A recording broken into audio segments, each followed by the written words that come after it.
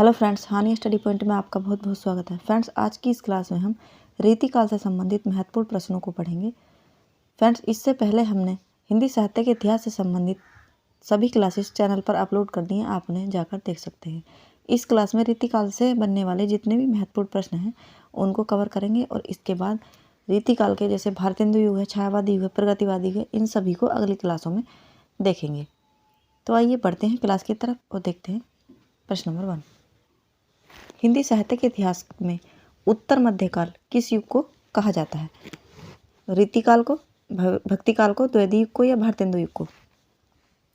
प्रश्न नंबर 1, इसका right answer होगा ऑप्शन नंबर ए, रीतिकाल को। हिंदी साहित्य में के इतिहास में उत्तर मध्यकाल जो है वो रीतिकाल को कहा जाता है।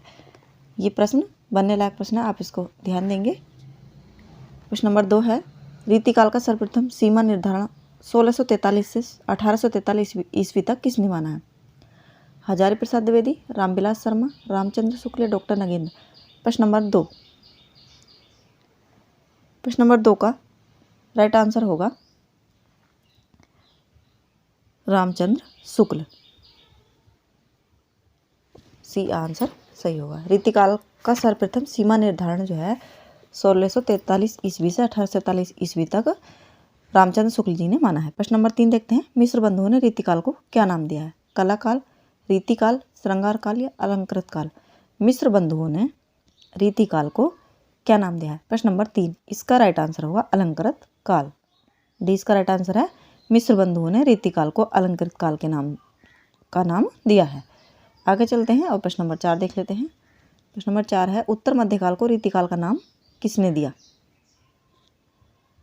ये थोड़ा घुमा के पूछ लिया गया है। उत्तर मध्यकाल को रीतिकाल का नाम किसने दिया? हजारी प्रसाद द्विवेदी ने, रामचंद्र शुक्ल ने, रामविलास शर्मा ने या रामस्वरूप चतुर्वेदी ने? प्रश्न नंबर 4, प्रश्न नंबर 4 का बी राइट आंसर होगा रामचंद्र शुक्ल। उत्तर मध्यकाल को रीतिकाल का नाम आचार्य रामचंद्र शुक्ल जी ने दिया है। इस तरह से भी दो बार घुमा कर प्रश्न पूछा जा सकता है, आप ध्यान देंगे। प्रश्न नंबर 5 है, डॉक्टर राम कुमार वर्मा ने रीतिकाल को किस संज्ञा से अभिहित किया है? ये डॉक्टर राम कुमार वर्मा ने रीतिकाल को क्या नाम दिया है? कलाकाल, श्रृंगार काल, युद्ध काल या अलंकृत काल? प्रश्न नंबर 5, तो डॉक्टर राम कुमार वर्मा ने कलाकाल नाम दिया है, ये ऑप्शन इसका राइट आंसर होगा। आगे चलते हैं, प्रश्न नंबर 6 देखते हैं, डॉक्टर रामशंकर शुक्ल रसाल, इनका पूरा नाम है, इन्होंने रीतिकाल को क्या नाम दिया है? श्रृंगार काल, प्रगति काल, रीतिकाल या काव्य कला काल? प्रश्न नंबर 6, प्रश्न नंबर 6 का डी राइट आंसर होगा काव्य कला काल। डॉक्टर रमाशंकर शुक्ल रसाल ने रीतिकाल को काव्य कला काल नाम दिया है। आगे चलते हैं, प्रश्न नंबर 7 देख लेते हैं, उत्तर मध्यकाल को श्रृंगार काल नाम किसने दिया है? डॉक्टर नगेंद्र, डॉक्टर नामवर सिंह, विश्वनाथ प्रसाद मिश्र या रामस्वरूप चतुर्वेदी? प्रश्न नंबर 7, प्रश्न नंबर 7 का सी राइट आंसर होगा विश्वनाथ प्रसाद मिश्र ने उत्तर मध्यकाल को श्रृंगार काल का नाम दिया है। प्रश्न नंबर 8 देखते हैं, थोड़ा इसका जूम आउट कर लेते हैं। शुक्ल जी ने किस कवि को सूफी परंपरा का अंतिम कवि माना है? नूर मोहम्मद को, उस्मान को, जायसी को या कासिम शाह को? प्रश्न नंबर 8, प्रश्न नंबर 8 का ए राइट आंसर होगा नूर मोहम्मद। शुक्ल जी ने नूर मोहम्मद को सूफी परंपरा का अंतिम कवि माना है। आगे चलते हैं, प्रश्न नंबर 9 देखते हैं, नूर मोहम्मद किस काल के सूफी कवि हैं? भक्ति काल के, आदिकाल के, रीतिकाल के या आदिकाल के? नूर मोहम्मद किस काल के सूफी कवि हैं? प्रश्न नंबर 9 का सी राइट आंसर होगा रीतिकाल के। नूर मोहम्मद जो है वो रीतिकाल के सूफी कवि हैं। प्रश्न नंबर 10 देखते हैं, ललित ललाम किस कवि की प्रसिद्ध रचना है? मतीराम की, ठाकुर की, बोधा की या आलम की? बोधा। प्रश्न नंबर 10, प्रश्न नंबर 10 का ए राइट आंसर होगा मतीराम की। ललित ललाम जो है ये मतीराम जी की रचना है। प्रश्न नंबर 11 देखते हैं, घनानंद की प्रसिद्ध पुस्तक का नाम क्या है? ललित ललाम है, श्रृंगार सागर है, सुजान चरित है या कवि प्रिया है? प्रश्न नंबर 11, प्रश्न नंबर 11 का सी राइट आंसर होगा सुजान चरित। घनानंद जी की जो प्रसिद्ध पुस्तक का नाम है वो सुजान चरित है। 11 का सी राइट आंसर होगा। आगे चलते हैं, प्रश्न नंबर 12 देखते हैं, रीति मुक्त कवि कौन है? प्रश्न नंबर 12 में रीति मुक्त कवि पूछा है, केशव दास, घनानंद, सूदन या ठाकुर? प्रश्न नंबर 12, प्रश्न नंबर 12 का बी राइट आंसर होगा घनानंद। रीति मुक्त कवि जो हैं ये घनानंद जी हैं। आगे चलते हैं और प्रश्न नंबर 13 देखते हैं। कवि कुल कल्पतरु के रचयिता कौन है? पद्माकर, मतीराम, घनानंद या चिंतामणि। प्रश्न नंबर 13 इसका डी राइट आंसर होगा चिंतामणि। कवि कुल कल्पतरु के जो रचयिता हैं वो चिंतामणि जी हैं। प्रश्न नंबर 14 देखते हैं। बिहारी सतसई में दोहों की संख्या कितनी है? 712, 713, 710 और 711। प्रश्न नंबर 14 इसका राइट आंसर होगा friends option number B 713। Bihari Satsai में दोहों की संख्या 713 है। प्रश्न नंबर 15 देखते हैं। कुंदन को रंग फीको लागे, ये प्रसिद्ध पंक्ति किसकी है? रसखान की, मतीराम की, भूषण की या चिंतामणि की। प्रश्न नंबर 15 प्रश्न 15 का बी राइट आंसर होगा मतीराम की। कुंदन मतलब कुंदन का अर्थ होता है सोना, कुंदन को रंग फीको लगे। इसको आप इस ट्रिक से याद रख सकते हैं कि जिसकी मती मारी जाती है उसको कुंदन का रंग भी फीका लगता है। तो इस तरह से कुंदन मतीराम। आगे चलते हैं और प्रश्न नंबर 16 देखते हैं। रीतिकाल को अलंकृत काल की संज्ञा किसने दी है? जॉर्ज ग्रियर्सन ने, रामचंद्र शुक्ल ने, मिश्र बंधु ने या शिव सिंह सेंगर ने। प्रश्न नंबर 16 इसका राइट आंसर होगा ऑप्शन नंबर सी मिश्र बंधुओं ने। रीतिकाल को अलंकृत काल की जो संज्ञा दी है वो मिश्र बंधुओं ने दी है। प्रश्न नंबर 17 देखते हैं। इश्कनामा के रचयिता कौन है? बोधा, भूषण, देव या मंडन।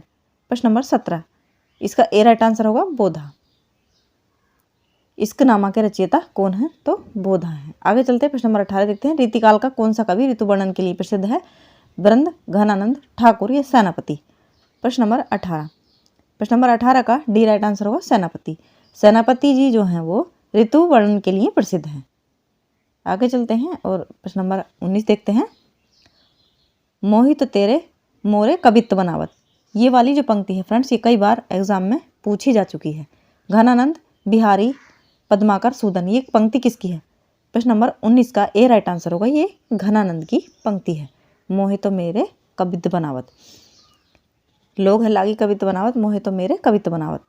प्रश्न नंबर 20 का राइट आंसर है भक्ति और श्रृंगार को एक साथ किस रीतिकालीन कवि ने पेश किया है? मतीराम ने, सेनापति ने, पद्माकर ने, ठाकुर ने। प्रश्न नंबर 20 इसका राइट आंसर होगा सेनापति। भक्ति और श्रृंगार को एक साथ रीतिकालीन कवि जो है सेनापति इन्होंने पेश किया है। प्रश्न नंबर 21 देखते हैं। रीतिकाल का आरंभ किस कवि से माना जाता है? देव से, चिंतामणि से, भूषण या पद्माकर। प्रश्न नंबर 21 इसका राइट आंसर होगा बी चिंतामणि से। रीतिकाल का आरंभ जो है वो चिंतामणि जी से माना जाता है। आगे चलते हैं और प्रश्न नंबर 22 देखते हैं। इसमें कुल 85 प्रश्न है फ्रेंड्स। मैंने रीतिकाल के जितने भी प्रश्न हैं इसमें संपूर्ण टॉपिक कवर करने की कोशिश की है। प्रश्न नंबर 22 है। आचार्य शुक्ल के अनुसार रीतिकाल की समय सीमा क्या है?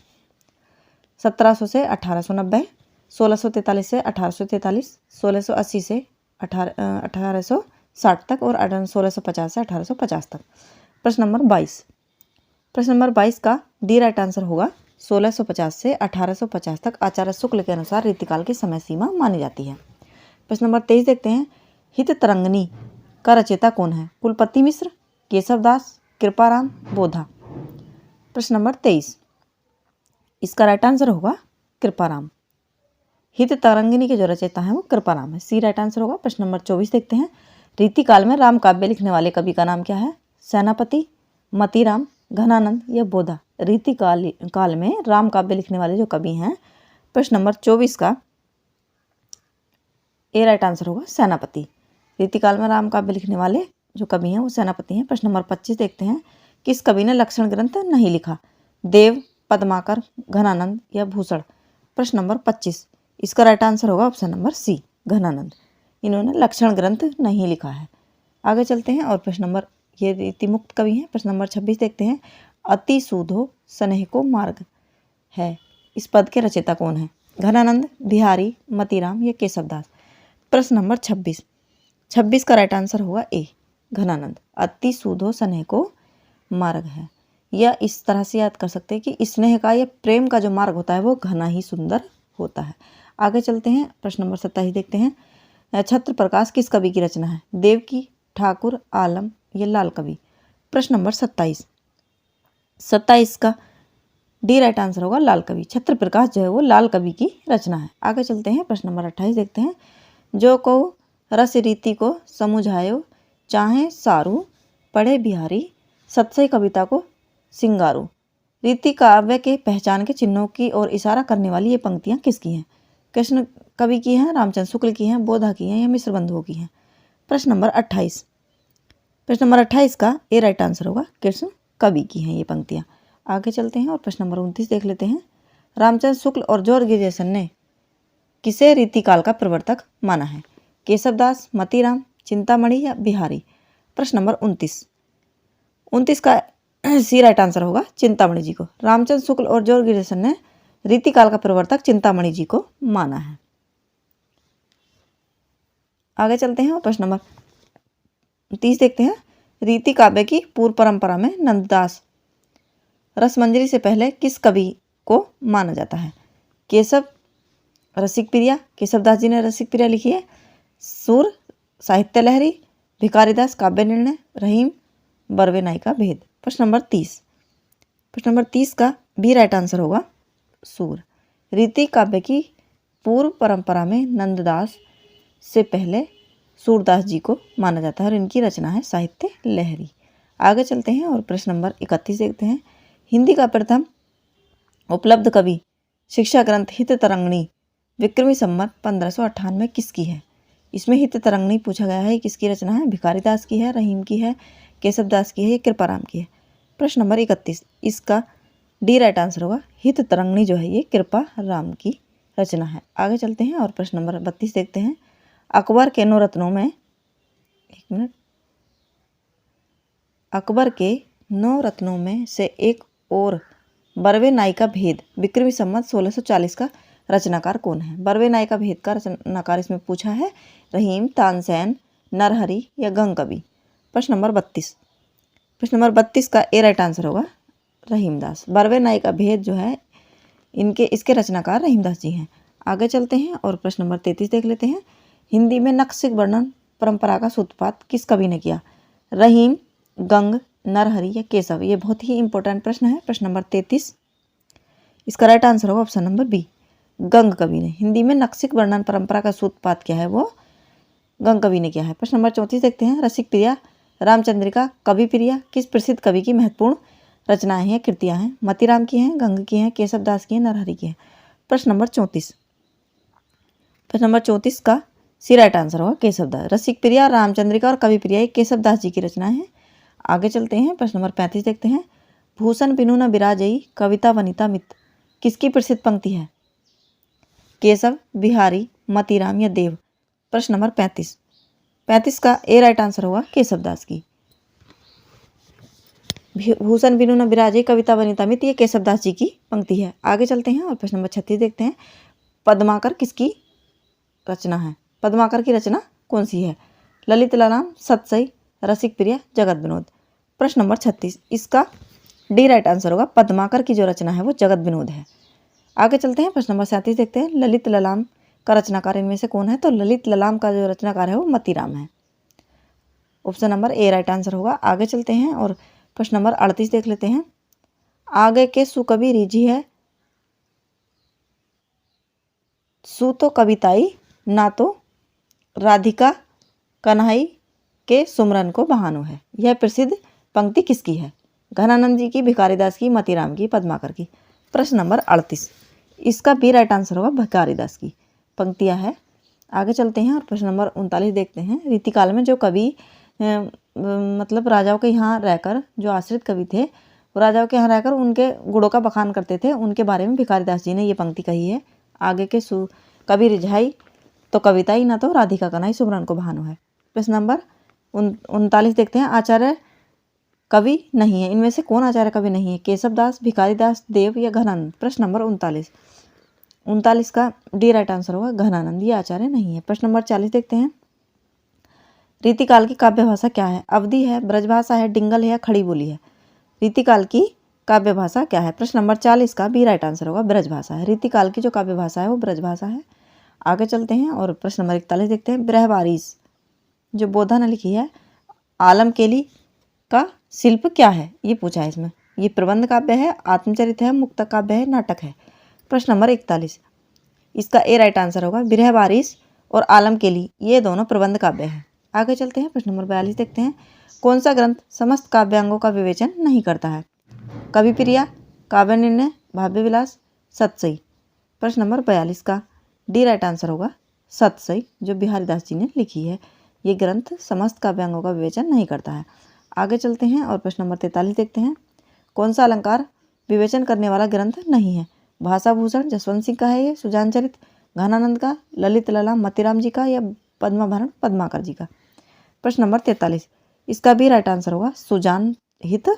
ये घनानंद जी का है। ये अलंकार विवेचन करने वाला ग्रंथ नहीं है। प्रश्न नंबर 44 देखते हैं। कौन से ग्रंथ में समस्त रसों की विवेचना नहीं है? रसिक प्रिया, रसविलास, सुजान हित, रस सारांश? प्रश्न नंबर 44, प्रश्न नंबर 44 का सी राइट आंसर होगा सुजान हित। ये घनानंद जी की रचना है। ये समस्त रसों का विवेचन नहीं करती है। आगे चलते हैं। प्रश्न नंबर 45 देखते हैं। किस ग्रंथ में नायक नायिका भेद विवेचन नहीं है? सुजान हित घनानंद की है ये, जाति विलास देव जी की है, सुंदर श्रृंगार सुंदर दास की है ये, और श्रृंगार निर्णय भिखारी दास जी की है। प्रश्न नंबर 45, इसका ए राइट आंसर होगा सुजान हित घनानंद जी की है। इस ग्रंथ में नायक नायिका का भेद विवेचन नहीं है। आगे चलते हैं और प्रश्न नंबर 46 देखते हैं। रस श्रृंगार रस वर्णन की रीति को त्याग कर अंतः प्रेरणा से रचना करने वाले कवियों में कौन कवि वीर रस का सबसे बड़ा कवि है? आलम, बोधा, ठाकुर या भूषण? प्रश्न नंबर 46, जिन्होंने श्रृंगार वर्णन नहीं किया है बल्कि ये वीर रस के बहुत बड़े कवि हैं, तो ये भूषण जी हैं। प्रश्न नंबर 46 का डी राइट आंसर होगा। आगे चलते हैं। प्रश्न नंबर 47 है। कौन रीति मुक्त कवि नीति काव्य का रचनाकार है? ब्रंद, आलम, ठाकुर या बोधा? प्रश्न नंबर 47 का ए राइट आंसर होगा ब्रंद। ब्रंद कवि जो हैं ये रीति मुक्त कवि हैं ये। आगे चलते हैं और प्रश्न नंबर 48 देख लेते हैं। प्रश्न नंबर 48 है। सौंदर्य प्रेम और श्रृंगार का वह बड़ा कवि है जो एक दरबारी नृत्य की सुजान से प्रेरणा के कारण प्रताड़ित किया गया था? ठाकुर, आलम, घनानंद, भूषण? प्रश्न नंबर 48 का डी सी राइट आंसर होगा घनानंद जी, जो अपने दरबार में जो नृत्य की थी उसके प्रेम में ये प्रताड़ित किए गए थे राजा के द्वारा। प्रश्न नंबर 49 है। 252 वैष्णव की वार्ता और 84 वैष्णव की वार्ता में वल्लभाचार्य और उनके पुत्र विठलनाथ के शिष्यों के जीवन व्यतीत गए हैं। इन ग्रंथों का साहित्यिक रूप क्या है? प्रचार साहित्य है, वार्ता साहित्य है, काव्य शास्त्र है, काव्य? प्रश्न नंबर 49 का भी राइट आंसर होगा ये वार्ता साहित्य है। आगे चलते हैं और प्रश्न नंबर 50 देखते हैं। प्रश्न नंबर 50 है। दूसरों के लिए किराए पर आंसू बहाने वालों के बीच यह एक ऐसा कवि है, घनानंद जी के बारे में है ये, जो सचमुच अपनी ही पीड़ा से रो रहा है। यह किसका कथन है? रामविलास शर्मा का, डॉक्टर नगेंद्र का, हजारी प्रसाद द्विवेदी का, या रामधारी सिंह दिनकर का? प्रश्न नंबर 50, इसका डी राइट आंसर होगा रामधारी सिंह दिनकर जी का ये कथन है घनानंद जी के बारे में। प्रश्न नंबर 51 है। भक्तिकालीन लोक मंगल और रंजन की प्रवृत्ति में बरक्स रीतिकाल में किस प्रवृत्ति की प्रधानता दिखती है? अलंकरण और दर्शन की प्रवृत्ति, अहम और घृणा की प्रवृत्ति, विनय और करुणा की प्रवृत्ति, दास्य और वात्सल्य की प्रवृत्ति? प्रश्न नंबर 51, इसका ए राइट आंसर होगा अलंकरण और दर्शन की प्रवृत्ति। भक्तिकालीन लोक मंगल और रंजन की प्रवृत्ति में बरक्स रीतिकाल की अलंकरण और दर्शन की प्रवृत्ति मिलती है। आगे चलते हैं। प्रश्न नंबर 52 देखते हैं।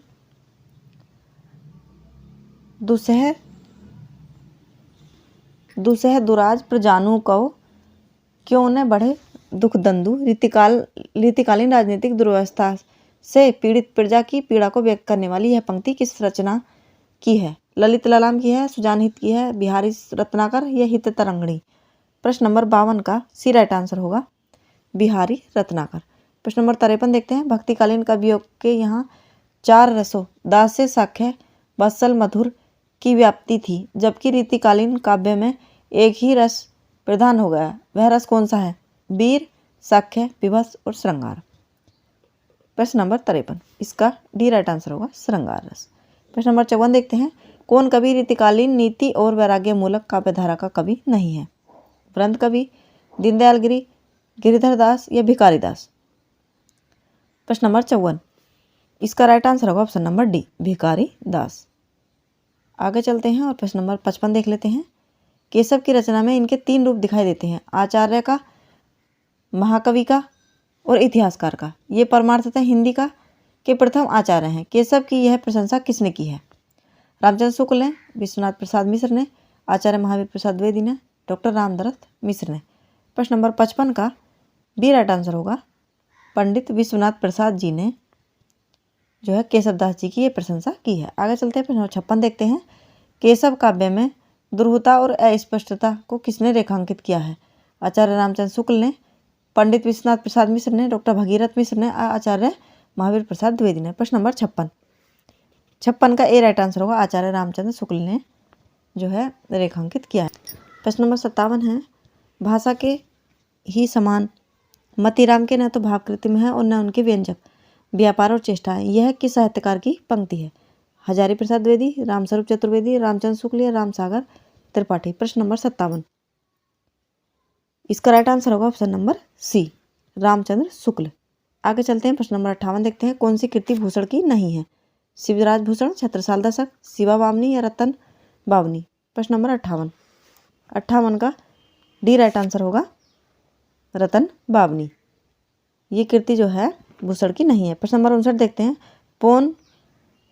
पोन बारी बाहा पर शंभु रतिन नाही, पर ज्यों सशस्त्र बाहु पर राम द्विज राज है। यह पंक्ति किसकी है? शंभु कवि की, भूषण की, द्विज कवि की, केशव की। प्रश्न नंबर 59, इसका बी राइट आंसर होगा, यह भूषण जी की पंक्ति है। आगे चलते हैं, प्रश्न नंबर 60 देखते हैं। माखन सो मन, दूध सो जीवन, दधी सो अधिको उरैठी, जा छवि आगे सुधाकर, छेची समेत सुधा वसुधा सब मीठी। अपने इस सरस नाद सौंदर्य छंद गति और शब्द वर्ण मैत्री के लिए किस रीतिकालीन कवि को याद किया जाता है? देव को, बिहारी को, रहीम को या केशवदास को। प्रश्न नंबर 60। फ्रेंड्स, ये प्रश्न बहुत ही टीजीटी पीजीटी और हिंदी की अपर लेवल की परीक्षाओं के लिए काफ़ी इंपॉर्टेंट है। प्रश्न नंबर 60 का ए राइट आंसर होगा, देव की है। प्रश्न नंबर 61 देखते हैं। नैन नचाई कही मुस्काई, लला फिर अयो खेलन हो रही। यह किस कवि की प्रसिद्ध पंक्ति है? मतीराम की, पद्माकर की, बिहारी की या देव की। प्रश्न नंबर 61, इसका बी राइट आंसर होगा, ये पद्माकर जी की पंक्ति है। होरी किसने खेली? पद्माकर जी ने। इस तरह से इसको याद रख सकते हैं। प्रश्न नंबर 62 देखते हैं। गुलगुली गिल में गलीचा है, गुनीजन है, चांदनी है, चिक है, चिरागन की माला है। यह प्रसिद्ध पद किस कवि का है? पद्माकर का, मतीराम का, बिहारी का या देव का। प्रश्न नंबर 62, इसका ए राइट आंसर होगा, ये पद्माकर जी का जो है प्रसिद्ध पद है। आगे चलते हैं और प्रश्न नंबर 63 देख लेते हैं। काव्य कवि के वर्ग में रखे गए निम्न में से किस कवि को आचार्य विश्वनाथ प्रसाद मिश्र ने रीति सिद्ध कवि कहा है? रहीमदास जी को, बिहारी को, गंग या गिरधर कविराय को। प्रश्न नंबर 63 का बी राइट आंसर होगा, बिहारी दास जी को। प्रश्न नंबर 64 देखते हैं। आचार्य शुक्ल ने किस कवि के संग्रह पर यह टिप्पणी की है कि इसका एक एक दोहा हिंदी साहित्य में एक रत्न माना गया है? बिहारी, घनानंद, देव, रहीम। प्रश्न नंबर 64, इसका ए राइट आंसर होगा, बिहारी दास जी के दोहों के बारे में यह आचार्य रामचंद्र शुक्ल जी ने टिप्पणी की है। प्रश्न नंबर 65 देखते हैं। ढेल सो बनाए आय मिलत सभा के बीच, लोगन कविद की वो खेल करी जानो है। काव्य शास्त्रीय अभ्यास से काव्य निर्माण करने वाले कथित कवियों पर यह प्रहार किस कवि ने किया है? देव ने, ठाकुर ने, घनानंद ने, मतीराम ने। प्रश्न नंबर 65, इसका बी राइट आंसर होगा, ये ठाकुर जी ने की है। प्रश्न नंबर 66 देखते हैं। रीतिकालीन द्विज कवि किस धारा के रचनाकार हैं? रीतिबद्ध के हैं, रीति सिद्ध के हैं, कवि शिक्षक या रीति मुक्त। प्रश्न नंबर 66, प्रश्न नंबर 66 का डी राइट आंसर होगा, रीति मुक्त कवि। प्रश्न नंबर 67 है। अति सूदो स्नेह को मार्ग है, जहाँ नेकु सयानप बाका नहीं। अकुंठ और एकनिष्ठ प्रेम को व्यक्त करने वाली है प्रसिद्ध पद किस कवि का है? सूर का है, घनानंद का है, केशव का है, ठाकुर का है। प्रश्न नंबर 67, इसका बी राइट आंसर होगा, ये घनानंद जी का कथन है। आगे चलते हैं, प्रश्न नंबर 68 देखते हैं। निम्न में से कौन सी रचना रीतिकालीन प्रबंध काव्य नहीं है? चंडी चरित्र, गुरु गोविंद सिंह, राम रसायन, पद्माकर, छत्र प्रकाश, लाल कवि, ठाकुर ठसक, ठाकुर। प्रश्न नंबर 68, इसका डी राइट आंसर होगा, ठाकुर ठसक, ठाकुर। आगे चलते हैं, प्रश्न नंबर 69 देखते हैं। इनमें से कौन रीतिकालीन संत काव्यधारा का कवि नहीं है?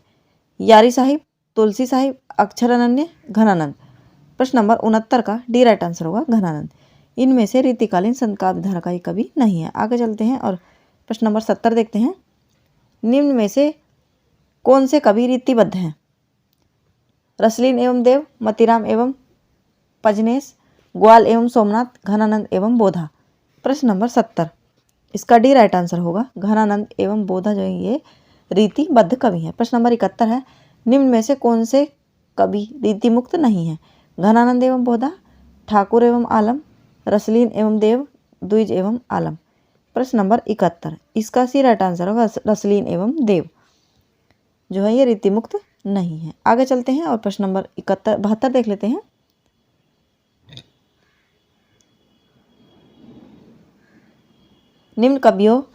निम्नलिखित रीतिकालीन कवियों में आचार्य कवि नहीं है। भिखारीदास, आलम, कासिम शाह, ठाकुर। प्रश्न नंबर 72 का ए राइट आंसर होगा भिखारीदास जी आचार्य कवि नहीं है। प्रश्न नंबर 73 है, किस मध्यकालीन कवि से नायक नायिका भेद विषय काव्य परंपरा प्रारंभ हुई? सूरदास, साहित्य लहरी, केशवदास, कविप्रिया, बोधा, बिरवारिस, आलम, आलमकीली। प्रश्न नंबर 73, इसका ए राइट आंसर होगा सूरदास।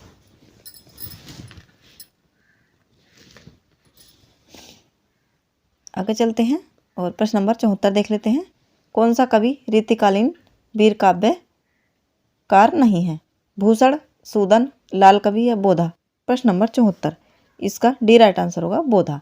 ये रीतिकालीन वीर काव्यकार नहीं है। आगे चलते हैं, इन्होंने श्रृंगार काव्य लिखा है। प्रश्न नंबर 75 देखते हैं, रीतिकाल में वीर रस का कवि कौन है? बिहारी, भूषण, देव या घनानंद?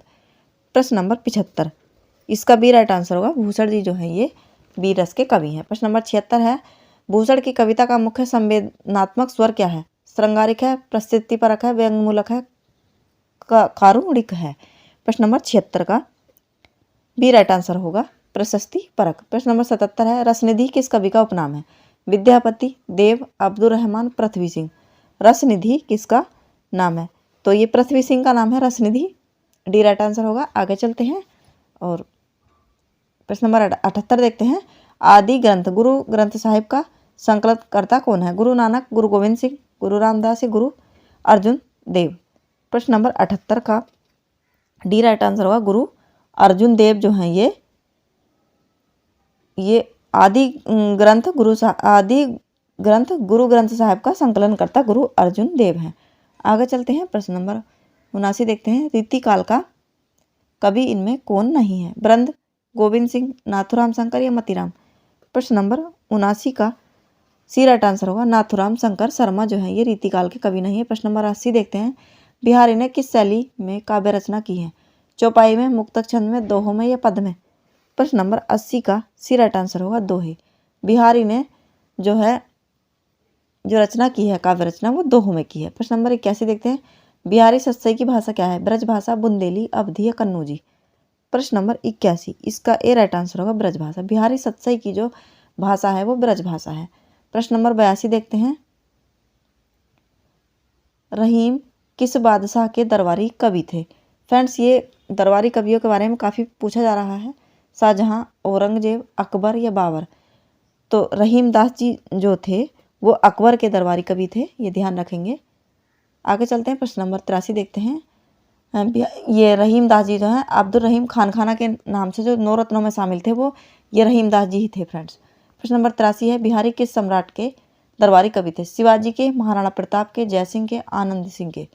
प्रश्न नंबर 83 का सी राइट आंसर होगा राजा जयसिंह के। बिहारी जो है वो राजा जयसिंह के यहाँ दरबारी कवि थे। प्रश्न नंबर 84 है, निम्न में से कौन रीतिकालीन कवि नहीं है? गिरिधर, दीनदयाल, बेताल या पद्माकर? प्रश्न नंबर 84 का डी राइट आंसर होगा पद्माकर। ये जो है रीतिकालीन नीति कवि नहीं है। प्रश्न नंबर 85 है, मीनराज प्रधान, अक्षर अनन्य, विमल कीर्ति, टोडरमल और टोडरमल जैन इत्यादि ये कौन है? पूछा गया है। रीतिकालीन गद्यकार हैं, व्यक्ति कवि हैं, रीतिकालीन आचार्य हैं, ये रीति सिद्ध कवि हैं। प्रश्न नंबर 85, इसका ए राइट आंसर होगा ये रीतिकालीन गद्यकार हैं। तो फ्रेंड्स ये थे हमारे रीतिकाल से संबंधित 85 प्रश्न। आपको कैसे लगे कमेंट बॉक्स में ज़रूर बताएं।